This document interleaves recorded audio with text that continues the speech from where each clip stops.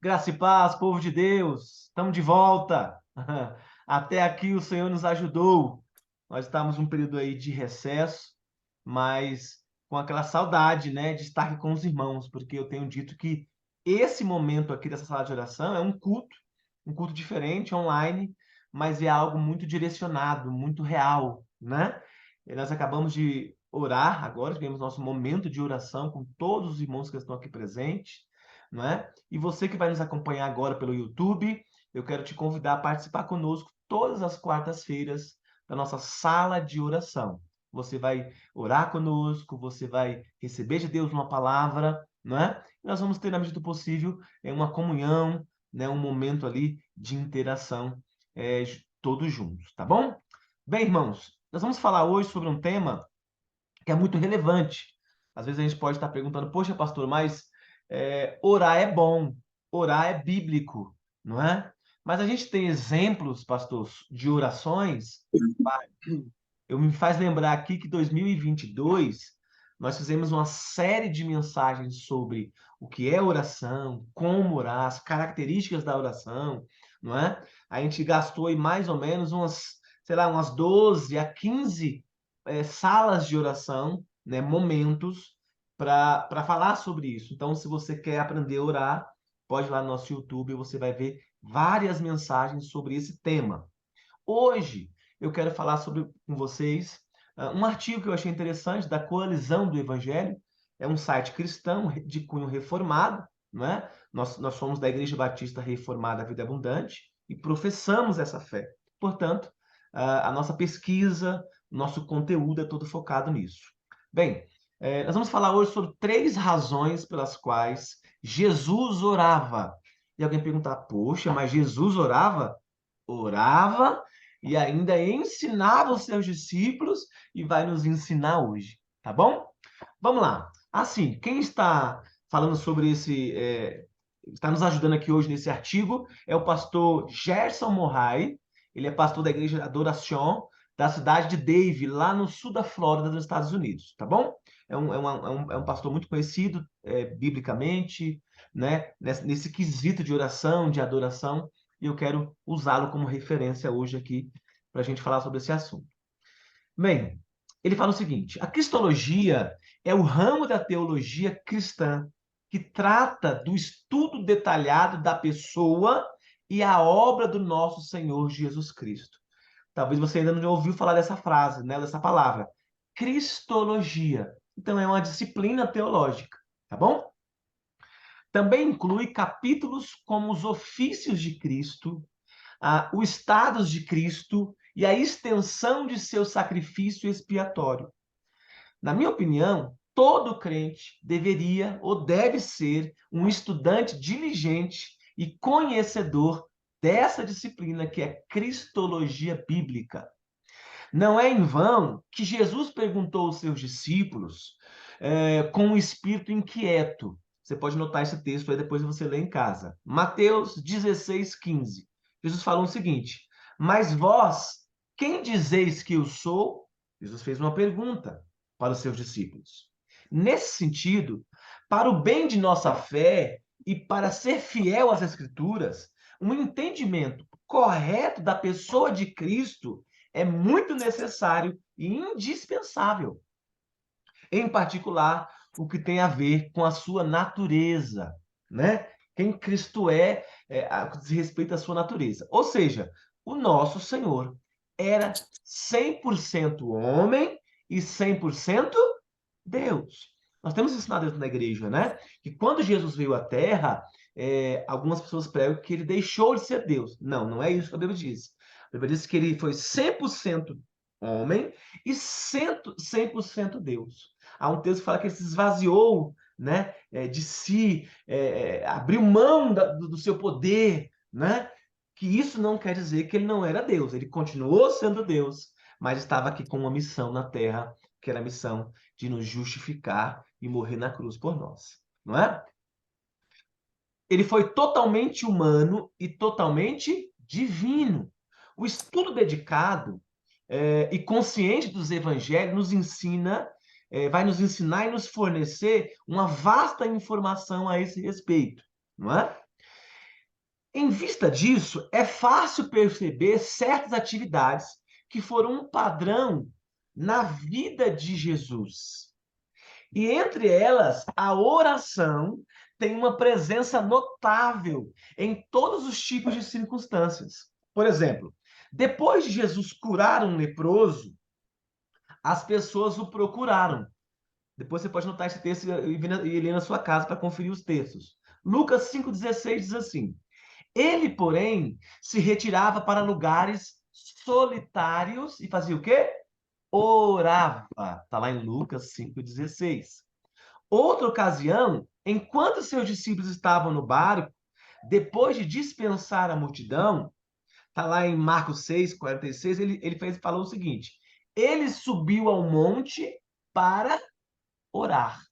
Então, esses textos que nós estamos citando aqui, ensinando para você hoje, significa que Deus tinha um entendimento na sua natureza humana, né, e divina de orar, né? Tinha esse entendimento. Da mesma forma, na última ceia, ele orou ao Pai diante de seus discípulos, está lá no Evangelho de João 17, do 1 ao 26. E nos minutos anteriores a ser repreendido, no meio da sua angústia, ele também orou na onde? No Getsemane, não é? Ele orou ao Pai, lembra desse fato? Ele orou ao Pai, não é? Lucas 22, 41. Então, o que motivou nosso Senhor Jesus a uma atividade tão bem intencionada? Eu faço essa pergunta para vocês. Se fosse Deus, que necessidade haveria para orar? E era Deus. Ele precisava orar, né? Esse é o questionamento agora, para a gente entender isso. Que motivos, por exemplo, Jesus tinha para praticar a oração? Legal, né? Então, vai aqui as 3 razões que vão nos ajudar a entender a vida de oração de Jesus, que serve para nós. Primeiro, ele desfrutava da comunhão com o Pai. Através de quê, gente? Da oração. Na noite anterior de ser entregue, enquanto estava com os seus discípulos no cenáculo, Jesus orou ao Pai na presença deles, dizendo: Por que me amar? Por que me amas antes da fundação do mundo? Está lá em João 17, 24. A partir dessa afirmação, entendemos que mesmo antes da criação, havia uma relação de amor e de desfrute mútuo entre o pai e o filho. Então, está claro aqui que a primeira característica da vida de oração de Jesus é que essa oração ele desfrutava de uma comunhão entre pai e filho. Da mesma forma, nós, se Jesus preservava a oração a fim de se relacionar com o Pai, nós assim temos que fazer também, não é? Nós temos que se propor a orar. E eu sempre digo que a oração, ela não é algo religioso meramente. A oração é um estilo de vida. A oração precisa ser algo integrante do nosso ser, não é? E aqui está uma prova disso. Jesus tinha o seu relacionamento. E o próprio Jesus desfrutava de uma comunhão com o Pai. O amor entre os dois, entre pai e filho, né? Era um vínculo indissolúvel e nem sequer foi interrompido pelo ministério terrestre, que legal isso, de nosso Senhor Jesus Cristo. Portanto, é necessário concluir que Jesus orava porque desfrutava da comunhão de seu Pai. A segunda razão pela qual Jesus mantinha uma vida de oração é porque ele entendia que, em sua humanidade, ele dependia do Pai. Então, primeiro ele tinha comunhão com o Pai e agora ele tem uma dependência do Pai. Ele entende isso, ele tem essa dependência. Olha o que diz aqui o texto.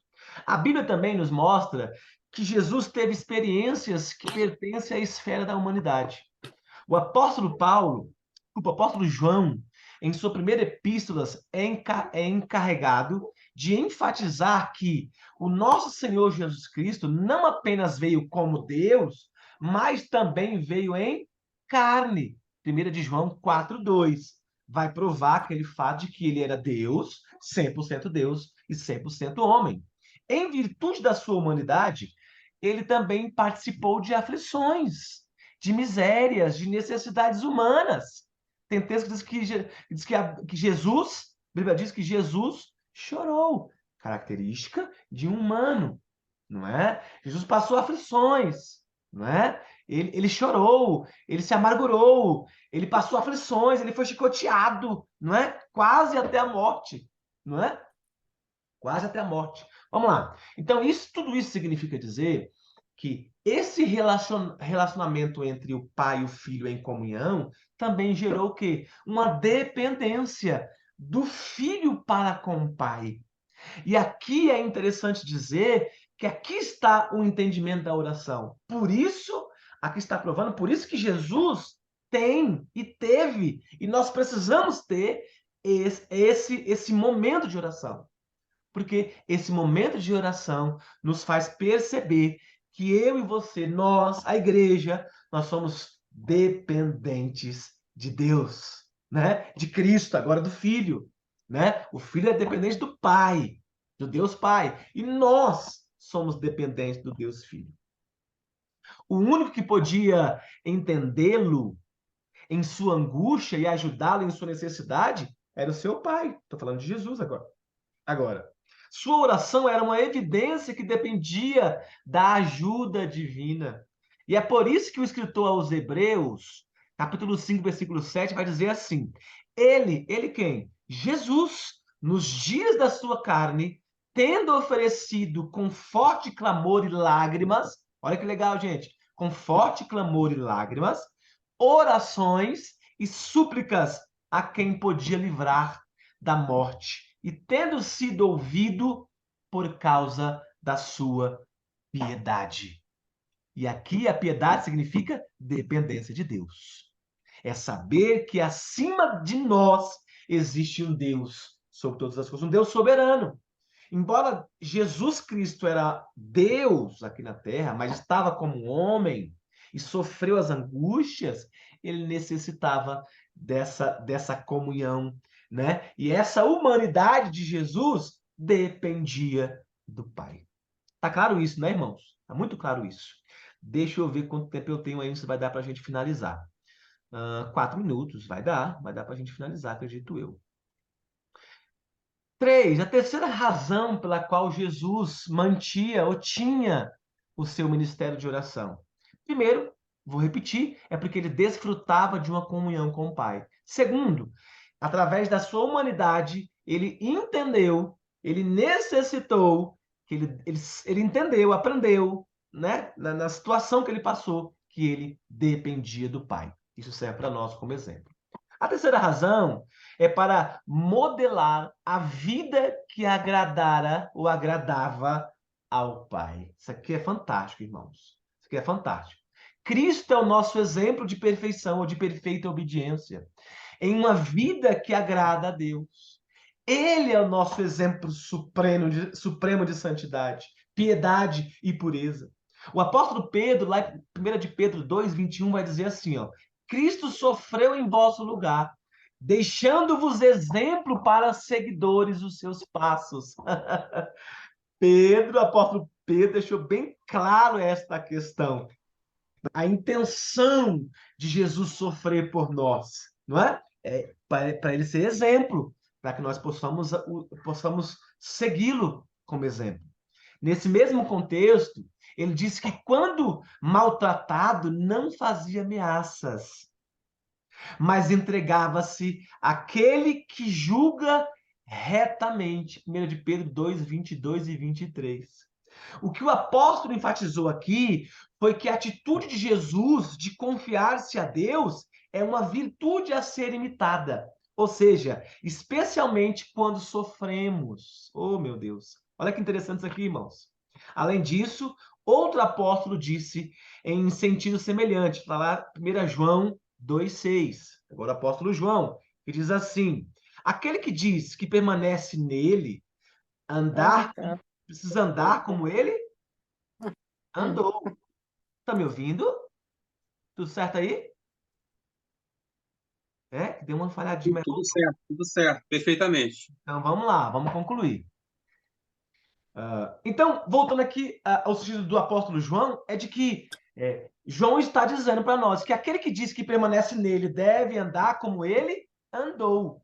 Então, se Jesus teve um ministério de oração, nós também devemos praticar a oração. Então, essas três razões devem nos convencer a exercer um ministério específico de oração. Seja em qualquer circunstância das nossas vidas, nós necessitamos orar, porque a oração não é somente um combustível. A oração é tudo que somos, e é tudo que temos, e é tudo que nós precisamos em Cristo Jesus. Que a oração permaneça, esse desejo de orar, essa vontade, né, desse ministério de oração, assim como Jesus orava, que nós tenhamos também essa graça de orar em nome de Jesus. Queridos, fiquemos com essa pequena reflexão. Eu quero te agradecer a sua presença e quero confirmar a sua presença semana que vem aqui às 20 horas, com mais uma exposição bíblica, com mais oração, em nome de Jesus.